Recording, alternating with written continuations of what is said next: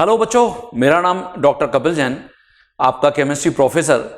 ये जो स्टाइशियोमेट्री अथवा मोल अभिधारणा का हम सीरीज देख रहे हैं, इस सीरीज में आज के एपिसोड में मैं आपको लॉ ऑफ इक्विवेलेंस, जिसको हम तुल्यांक का नियम या फिर इक्विवेलेंट मेथड, तुल्यांकी विधि, इसको मैं आपको बताता हुआ दिख रहा हूं। लॉ ऑफ इक्विवेलेंस क्या है? एक्चुअली जो इक्विवेलेंट मास है, जैसा आपको ऑलरेडी लास्ट जो कुछ एपिसोड्स हैं उसमें समझ में आ रहा है कि जो इक्विवेलेंट मास या तुल्यांकी भार है वो वेरी कर रहा है। मतलब वो एक ही परमाणु के लिए, एक ही प्रकार के आयन के लिए अलग अलग हो सकता है, क्योंकि उस स्थिति में जे फैक्टर के ऊपर तुल्यांकी भार डिपेंड कर रहा है। जे फैक्टर हमको ऑलरेडी पता चल चुका है। आयन के केस में चार्ज ऑन आयन है, अम्ल के केस में क्षारीयता है, क्षार के केस में अम्लीयता है, इत्यादि इत्यादि। नाउ ये जो लॉ ऑफ इक्विवेलेंस या इक्विवेलेंट मेथड है, ये क्या है और केमिस्ट ने इसको क्यों बनाया है, ये जानना यहां पर सबसे महत्वपूर्ण है। देखिए, जैसा कि बहुत बड़ी बड़ी जो रासायनिक अभिक्रियाएं होती है ना, जिनको पूरा लिखना संभव नहीं होता, अगर पूरा लिखना उनको संभव नहीं है, इसका मतलब उनको आसानी से संतुलित नहीं कर पाते। तो केमिस्ट ने इसी को ध्यान में रखते हुए लॉ ऑफ इक्विवेलेंस या तुल्यांकी का नियम बनाया है। क्या है ये? देखो, जैसे मैं मान लेता हूं, माना एक रासायनिक अभिक्रिया कुछ ऐसी है।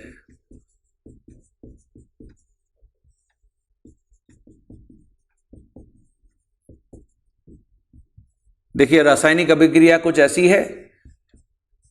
ये कैपिटल ए कैपिटल बी से अभिक्रिया करके कैपिटल सी और कैपिटल डी बनाता है। ठीक है, यहां जो कैपिटल ए तथा कैपिटल बी हैं, ये तो हैं रिएक्टेंट्स, अभिकारक।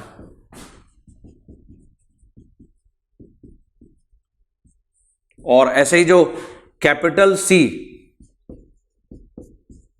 कैपिटल डी हैं, ये हैं प्रोडक्ट्स, उत्पाद। और ये जो स्मॉल ए, small B, small C, small D, ये सब हैं, ये हैं कोफिशिएंट्स, जिनको हम गुणांक बोल सकते हैं। अब जो लॉ ऑफ इक्विवेलेंस है वो क्या है? तो देखिए, लॉ ऑफ इक्विवेलेंस या तुल्यांक के नियम अनुसार,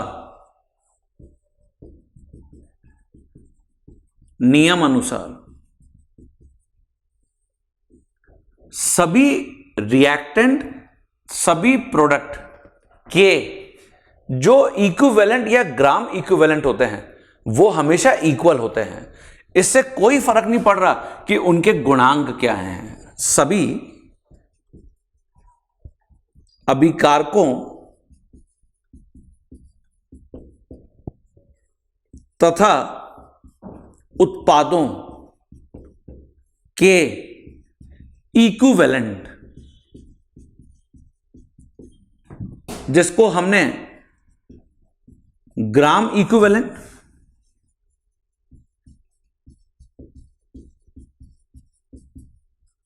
या तुल्यांक या ग्राम तुल्यांक, ये देखिए कुछ भी बोल सकते हो आप। तो सभी अभिकारकों तथा उत्पादों के इक्विवेलेंट अथवा ग्राम इक्विवेलेंट अथवा तुल्यांक या ग्राम तुल्यांक, ये होता क्या है? ये हम पढ़ के आ रहे हैं W/E। ये देखिए, बराबर होते हैं,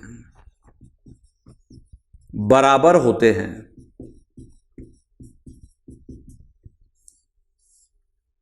इससे कोई फर्क नहीं पड़ता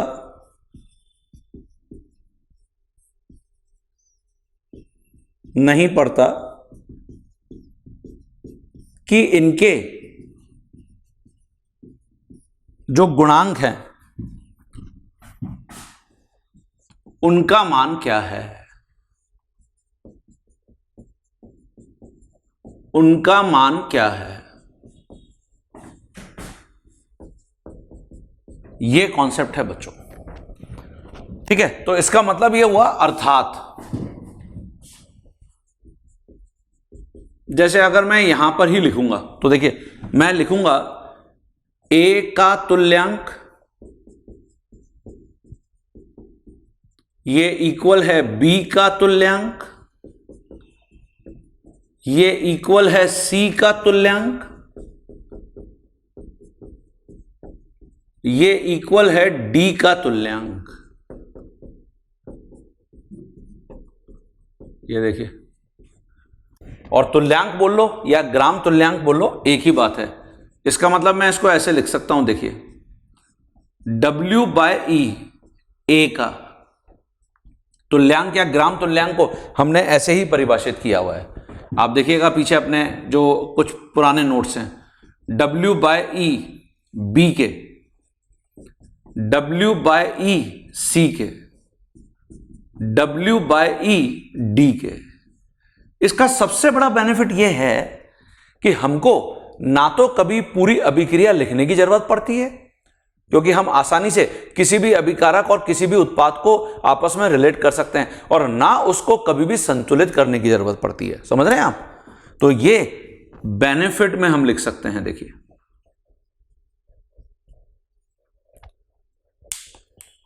तुल्यांक के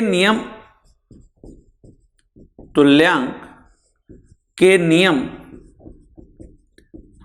का सबसे बड़ा बेनिफिट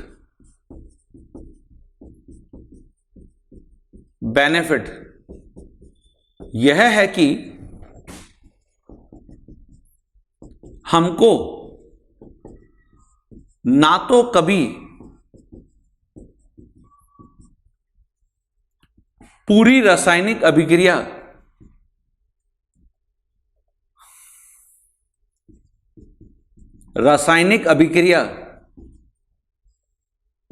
पूरी लिखनी पड़ती है,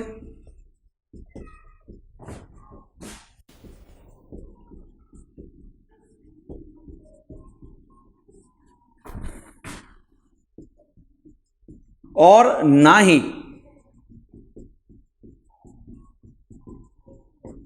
अभिक्रिया को संतुलित करना पड़ता है। ये देखिए, क्योंकि गुणांक का तो कोई रोल ही नहीं है ना यहां पे। सिंपली हमने ए बी सी डी सभी के जो तुल्यांक या ग्राम तुल्यांक है उनको बराबर कर दिया है, ना ही अभिक्रिया को संतुलित करना पड़ता है।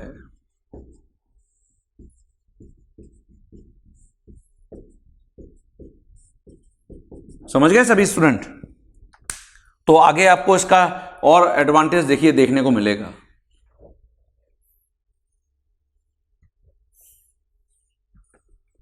तो ये हम हमेशा याद रखते हैं। अच्छा, इसको चाहें तो आप और ऐसे लिख सकते थे। अब ये हो जाएगा WA का मतलब है ए का भार, और डिवाइड बाय EA, ई का मतलब हम हमेशा क्या मानते हुए चल रहे हैं, तुल्यांकी भार। ये देखिए, तो अब तुम इसको ऐसे लिखोगे WB divided by capital EB, WC divided by capital EC, WD divided by capital ED। ये देखिए, तो यहां जो कैपिटल W है ये तो दिया गया भार है, और डिवाइड बाय जो कैपिटल E है ये तुल्यांकी भार है।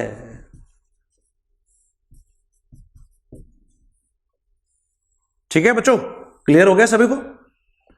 तो ये जो नियम है, जो हमने अभी तुल्यांक का नियम पढ़ा, इसको हम बहुत आसानी से किसी भी रासायनिक अभिक्रिया पर अप्लाई कर सकते हैं। केमिस्ट ने मुख्यतः किसी धातु के तुल्यांकी भार की अगर गणना करनी है तो उसके लिए इसको अप्लाई किया है, जो मैं आपको 1 बाय 1 यहां पर करके बताता हूं। सबसे पहले तो ये लिख लीजिए अपनी कॉपी में। देखिए बच्चों, मैंने यहां पे अब मेंशन कर दिया है calculation of equivalent mass of metal, धातु के तुल्यांकी भार की गणना करना। ये जो अभी हमने लॉ ऑफ इक्विवेलेंस को पढ़ा है, केमिस्ट ने सबसे पहले किसी भी धातु के तुल्यांकी भार की गणना कैसे कर सकते हैं, इस लॉ ऑफ इक्विवेलेंस को उसके लिए यूज किया। तो देखिए, मैं मान लेता हूं, माना धातु मतलब मेटल M है।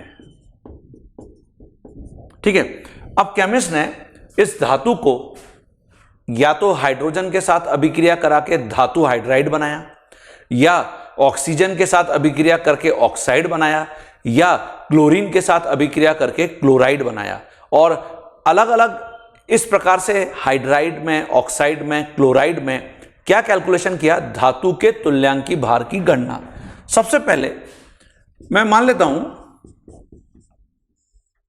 धातु हाइड्राइड में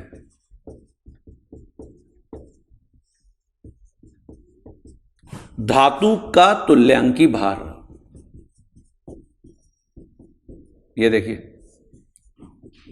तो हाइड्राइड क्या होता है? हाइड्राइड का मतलब होता है जब धातु मेटल, ये मेटल है, इसको मैं हाइड्रोजन के साथ अभिक्रिया करा रहा हूं, और हाइड्रोजन के साथ अभिक्रिया करने से यह बन रहा है धातु हाइड्राइड। ये देखिए, मेटल हाइड्राइड। अब यदि हम इसके ऊपर लॉ ऑफ इक्विवेलेंस को अप्लाई करते हैं तो तुल्यांक के नियम का पालन किया जाए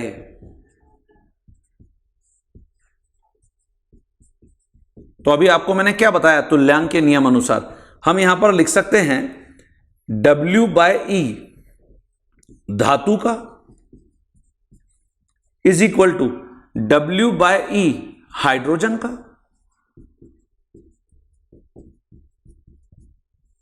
इज इक्वल टू W/E धातु हाइड्राइड का। ये देखिए,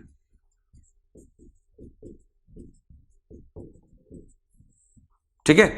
तो ये अगर मुझे पता है तो इस स्थिति में मैं क्या कर सकता हूं, अच्छा, क्योंकि मुझे यहां पर कभी भी गुणांक की जरूरत नहीं पड़ रही, तो हाइड्रोजन, धातु हाइड्राइड, इसका फॉर्मूला क्या है, इसका सूत्र क्या है, इससे बहुत कोई खास लेना देना नहीं है, क्योंकि मुझे अभिक्रिया को बैलेंस तो करना ही नहीं है ना, तुल्यांक के नियम के अंदर, है ना। तो मैंने सिंपली ये लिख लिया। अब मैं जानता हूं हाइड्रोजन का इक्विवेलेंट मास क्या होता है, तुम जानते हो? हाँ, 1 ग्राम, और एग्जैक्ट वैल्यू होती है 1.008 ग्राम, क्योंकि हाइड्रोजन अपने समस्थानिकों के रूप में मिलता है, इसलिए हाइड्रोजन का जो तुल्यांकी भार है, जो उसका ग्राम परमाणु भार होता है, उसके बराबर होता है। तो ये ऑलरेडी हम कैलकुलेट करके आए 1 ग्राम। तो मैं क्या करता हूं, क्योंकि ये सभी इक्वल हैं, इन दोनों को इक्वेट कर देता हूं, रिलेट कर देता हूं। ये देखिए, तो मैं यहां पे लिख सकता हूं अतः जो धातु का भार है डिवाइड बाय जो धातु का तुल्यांकी भार है इज इक्वल टू जो हाइड्रोजन का भार है डिवाइड बाय जो हाइड्रोजन का तुल्यांकी भार है। ये देखिए, ठीक है। और इसको और थोड़ा सा अब सिंप्लीफाई करते हैं, क्योंकि मुझे धातु का तुल्यांकी भार निकालना है, वहां पे मैं लिख लेता हूं। पहले ये लिख लीजिए सभी। देखिए स्टूडेंट्स, जैसे यहां पे अब मैं इसको लिख सकता हूं क्या,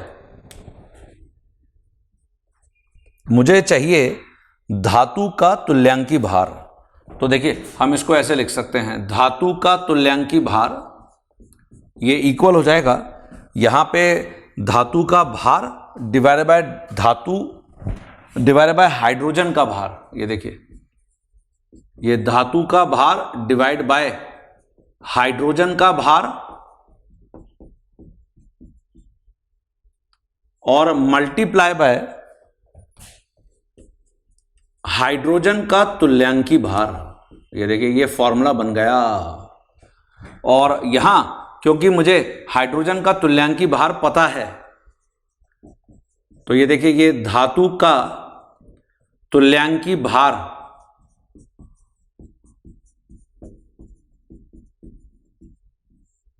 जिसको मैं लिख सकता हूं धातु का भार डिवाइड बाय हाइड्रोजन का भार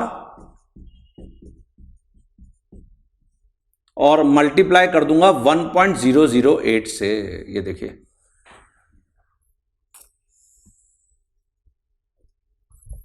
ये बन गया फॉर्मूला। तो आपको यदि धातु का भार दे रखा है, हाइड्रोजन का भार दे रखा है, और आप सीधे उसको 1.008 से मल्टीप्लाई कर देंगे, आपको क्या मिल जाएगा? धातु का तुल्यांकी भार। ये कॉन्सेप्ट है बच्चों। इसकी जगह जैसे केस 2 में यदि मैं धातु ऑक्साइड में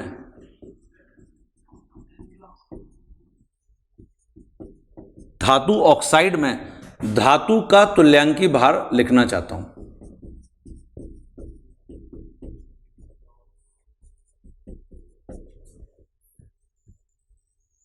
तो कैसे लिखूंगा? धातु ऑक्साइड में धातु का तुल्यांकी भार। इसके लिए जैसे फिर वही धातु को हम अभिक्रिया कराएंगे ऑक्सीजन के साथ। जैसे यहां पे हमने अभी हाइड्रोजन के साथ अभिक्रिया कराई थी और इससे बनाया था धातु हाइड्राइड, तो यहां पे क्या बनेगा? धातु ऑक्साइड। और अब तुल्यांकी के नियमानुसार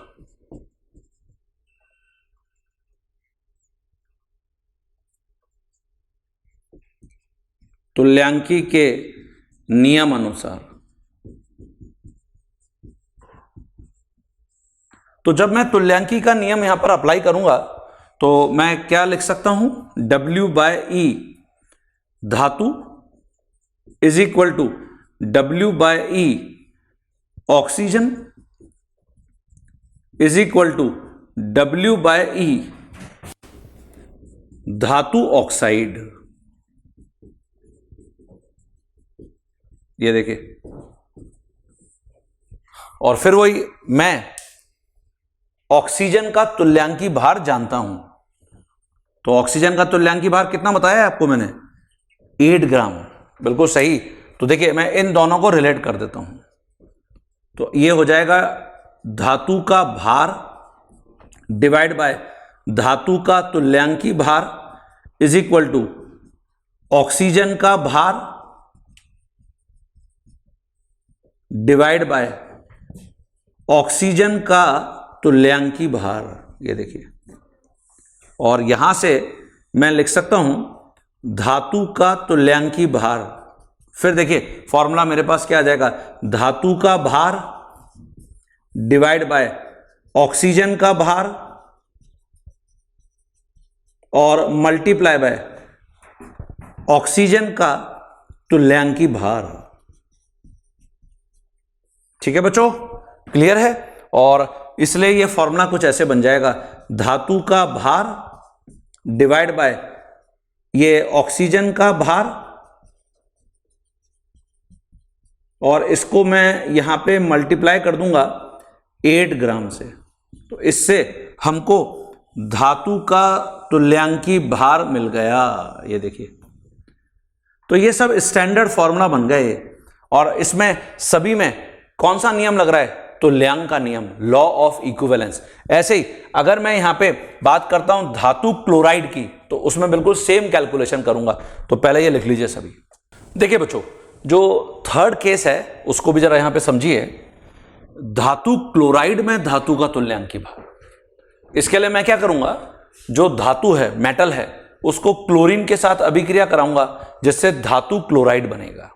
और क्लोरीन, इसका तुल्यांकी भार ऑलरेडी हम कैलकुलेट करके आए 35.5 ग्राम। याद आ रहा है सभी को? तो तुल्यांक के नियम का पालन अगर मैं करता हूं तो मैं लिख सकता हूं यहां पे धातु का तुल्यांक या ग्राम तुल्यांक इक्वल है क्लोरीन का तुल्यांक या ग्राम तुल्यांक के, इक्वल है धातु क्लोराइड के तुल्यांक या ग्राम तुल्यांक के। और फिर वही मैं इन दोनों को रिलेट कर सकता हूं। मैं रिलेट तो किसी को भी कर सकता हूं, ये इसके इक्वल है, ये इसके इक्वल है, ये दोनों इक्वल हैं, सब इक्वल हैं, है ना? क्योंकि मुझे क्लोरीन का तुल्यांकी भार पता है, इसलिए हमेशा मैं इन दोनों को कर रहा हूं। धातु को अभी हमने हाइड्रोजन के ग्राम तुल्यांक से इक्वेट किया था, धातु को हमने ऑक्सीजन के ग्राम तुल्यांक से इक्वेट किया था। ऐसे यहां पे जो धातु का ग्राम तुल्यांक है उसको मैं क्लोरीन के ग्राम तुल्यांक से इक्वेट कर रहा हूं, बराबर कर रहा हूं। तो देखिए, धातु का भार डिवाइड बाय धातु का तुल्यांकी भार, इज इक्वल टू क्लोरीन का भार डिवाइडेड बाय क्लोरीन का तुल्यांकी भार।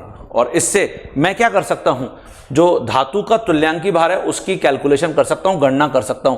तो ये हो जाएगा धातु का भार डिवाइड बाय क्लोरीन का भार इनटू क्लोरीन का तुल्यांकी भार। और क्लोरीन का तुल्यांकी भार कितना है 35.5 ग्राम। तो इससे आपको धातु का तुल्यांकी भार पता चल जाएगा। तो ये भी सभी लिख लीजिए केस थर्ड के अंदर सभी स्टूडेंट्स। देखिए बच्चों, जो अभी हमने यहां पे तुल्यांकी का नियम डिस्कस किया है उसके ऊपर आधारित जो प्रॉब्लम है वो आपको कैसे मिल सकती है देखने को। जैसे इस प्रॉब्लम में देखिए मैंने लिखा हुआ है 12 ग्राम तत्व 32 ग्राम ऑक्सीजन के साथ अभिक्रिया करता है। यदि ऑक्सीजन का तुल्यांकी भार 8 है तो तत्व के तुल्यांकी भार की गणना करो। तत्व इसका मतलब मान लो कि मेटल है, धातु है। तो अब आप सीधे ही फॉर्मूला अप्लाई कर सकते हैं जो कि तुल्यांक के नियम से बना हुआ है। तो इसका मतलब ये तत्व का ऑक्साइड हो गया, ये देखिए। और यहां पर मैं तुल्यांक के नियम अनुसार जो हमने फॉर्मूला बनाया हुआ है उसको लिख सकता हूं। तो हमने ये फॉर्मूला बनाया हुआ है, तत्व का तुल्यांकी भार ये इक्वल है तत्व के भार डिवाइड बाय ऑक्सीजन के भार। और यहां इसको मैं मल्टीप्लाई कर दूंगा 8 ग्राम से, ये देखिए। तो इसका मतलब जो तत्व है उसका तुल्यांकी भार आपको पता चल जाएगा। तत्व का भार 12 ग्राम है डिवाइड बाय ऑक्सीजन का 32 ग्राम है और मल्टीप्लाई बाय 8 ग्राम, ये देखिए। तो इसका मतलब 8 से ये 32 4 टाइम्स कैंसिल हो गया और 12 डिवाइडेड बाय 4 मतलब 3 ग्राम आंसर आ गया। तो मैं यहां पे लिख सकता हूं अतः जो तत्व है उसका तुल्यांकी भार ये 8 ग्राम हो गया। सही लिख रहा हूं? नहीं, 3 ग्राम, 3। ये देखिए, कभी कभी होता ऐसा ही है, आंसर हमने सही निकाला था लेकिन जल्दबाजी में जानबूझकर कैसे भी आंसर कुछ और लिख के आ जाते हैं। तो इसलिए कभी भी हड़बड़ी नहीं करना है। तो इसलिए आपका जो सही आंसर है वो ए है। यहां पे समझ में आ गया? तो देखिए कितना सिंपल हो गया। अब हमको तुल्यांकी का जो नियम है उसको बार बार लिखने की जरूरत नहीं पड़ेगी। अगर ऑक्साइड है, क्लोराइड है, हाइड्राइड है तो हम इसी प्रकार से डायरेक्ट प्रॉब्लम को अप्रोच कर सकते हैं। समझ गए बच्चों? जो तुल्यांक के नियम पर आधारित है। देखिए स्टूडेंट्स, जो अगला प्रॉब्लम है इसको समझिए सभी। मुझे लगता है कि आप ये खुद ट्राई कर सकते हो। 5 ग्राम धातु को ऑक्सीजन के साथ अभिक्रिया कराने से 9.44 ग्राम धातु ऑक्साइड बनता है। तो फिर धातु के तुल्यांकी भार की गणना करो। तो कोशिश कर सकते हो? बिल्कुल, आप वीडियो को पॉज करके अपना आंसर पहले खुद प्रेडिक्ट कर सकते हो।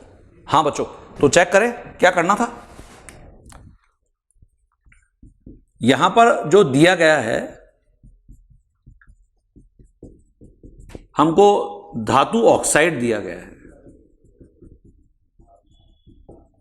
और जो धातु ऑक्साइड है उसका भार 9.44 ग्राम है। ठीक है, जो धातु है इसमें धातु का भार,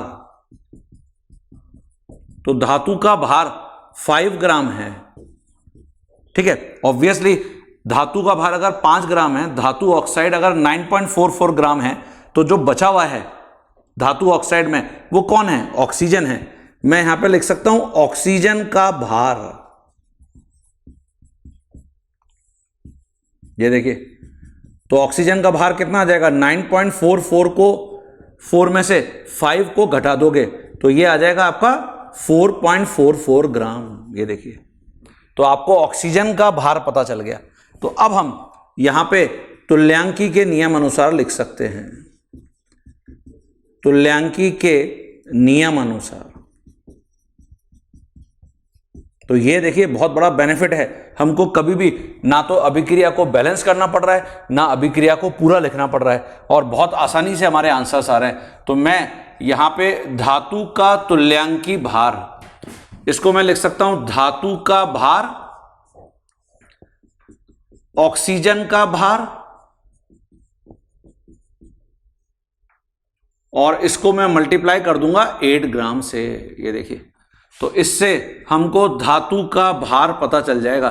तो धातु का मतलब तुल्यांकी भार पता चल जाएगा। धातु का भार ये तो पहले ही दे रखा है 5 ग्राम, ऑक्सीजन का हमने निकाल ही लिया है 4.44 ग्राम, और मल्टीप्लाई बाय 8 ग्राम जो ऑक्सीजन का तुल्यांकी भार होता है। तो जब हम इसको सॉल्व करते हैं, हमको जो रिजल्ट मिलता है ये मिलता है 9.44 ग्राम।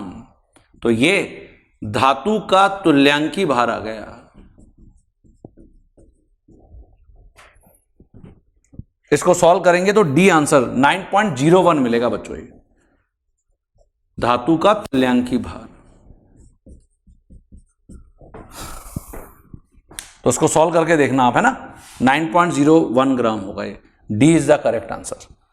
तो समझ में आ गया सभी बच्चों को। चलिए अगली प्रॉब्लम देख लेते हैं। पहले लिख लीजिए सभी।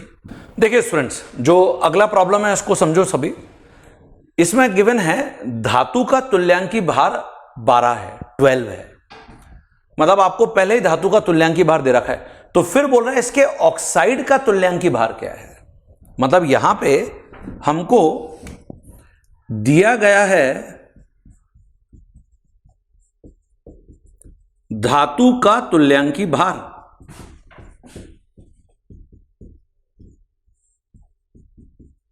तो ये ऑलरेडी 12 हमको गिवन है, और हमको कैलकुलेट करना है धातु के ऑक्साइड का तुल्यांकी भार।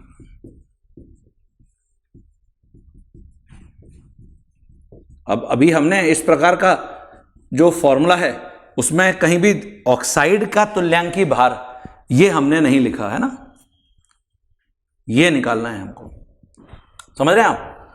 तो देखिए इसको बहुत सिंपली ऐसे सॉल्व कर सकते हो।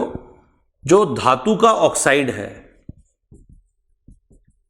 धातु का ऑक्साइड मैंने मान लिया ये एमओ है, एम एक धातु है उसका ऑक्साइड, तो ये तो एक लवण है। और जब लवण की बात करते हैं तो जैसे यहां पर अगर हम देखें कि जो MO है, ठीक है, उसके अंदर ऑब्वियसली एक तो धातु है और दूसरा ऑक्सीजन है। मतलब धातु और ऑक्सीजन के कॉम्बिनेशन से बना है ये। तो जैसे अपन ने लवण का निकाला था ना तुल्यांकी भार, तो देखिए मैं यहां पे लिख सकता हूं तुल्यांकी भार MO का इक्वल है तुल्यांकी भार धातु के प्लस तुल्यांकी भार ऑक्सीजन के। याद करो आप, लवण के लिए हमने कैसे लिखा हुआ है तुल्यांकी भार। जो भी लवण में धनायन होता है उसका तुल्यांकी भार प्लस जो ऋणायन होता है उसका तुल्यांकी भार। तो यहां पर भी तो कुछ ऐसा ही है। MO का मतलब एक लवण है और उसमें धातु प्लस ऑक्सीजन है। इसका मतलब जो MO का तुल्यांकी भार है वो धातु के तुल्यांकी भार प्लस ऑक्सीजन के तुल्यांकी भार के बराबर है। तो मैं यहां पे लिख सकता हूं जो MO है उसका तुल्यांकी भार। क्या मुझे धातु का तुल्यांकी भार दे रखा है? हाँ, 12 ग्राम। क्या मुझे ऑक्सीजन का तुल्यांकी भार पता है? हाँ, 8 ग्राम। तो ये देखिए 20 ग्राम आ गया। तो ये क्या है? आंसर है ये धातु ऑक्साइड का तुल्यांकी भार है।